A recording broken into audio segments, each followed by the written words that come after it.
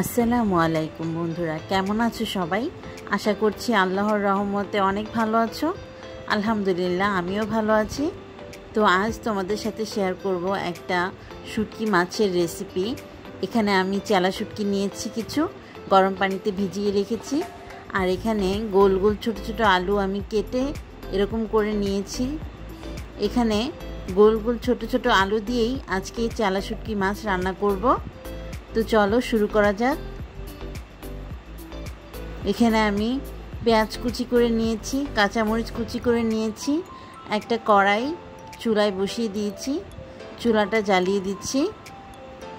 কড়াইটা গরম হলে আমি একে একে সব ময় মশলাগুলো দিয়ে কষিয়ে নিব। এখানে আমি মশলা কষিয়ে নিচ্ছি। মশলা কষে এলে আমি শুটকি মাছ দিয়ে দিলাম। শুটকি মাছটা খুব ভালো করে মশলার সাথে কষিয়ে নিব, যেন এর ভিতরে লবণ ঢুকে। উল্টে পাল্টে ভালো করে আমি কষিয়ে নিব।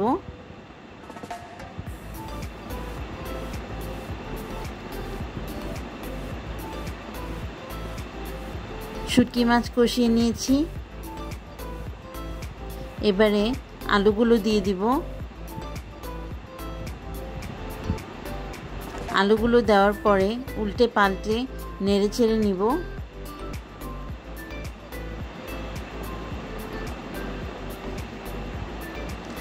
এক হাতে ভিডিও করা ও অন্য হাতে নাড়াচাড়া করা, ইটস সো ডিফিকাল্ট, বাট আমি কিছু করার নেই।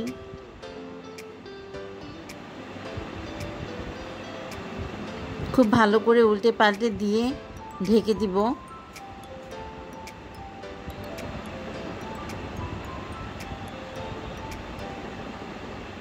এবার আমি একটা ঢাকনার সাহায্যে এটা ঢেকে নিব আর রান্না করব মিডিয়াম লো হিটে। একটু পরেই আমি ঢাকনাটা উঠিয়ে দেখছি কেমন হয়েছে। এটা আরও সিদ্ধ হবে, তাই আবারও ঢাকনা দিয়ে দিব। 20 মিনিট রান্না করব। আর অন্যদিকে আমি পেয়ারা মাখাবো, তাই পেয়ারা কেটে নিচ্ছিলাম।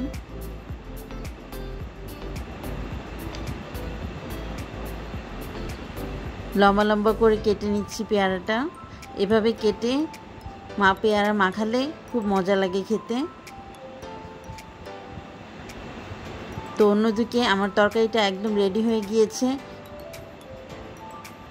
এটাই হচ্ছে ফাইনাল লুক। কেমন হয়েছে বন্ধুরা, কমেন্টস করে জানিও কেমন। তো আজ এই পর্যন্তই। আল্লাহ হাফেজ।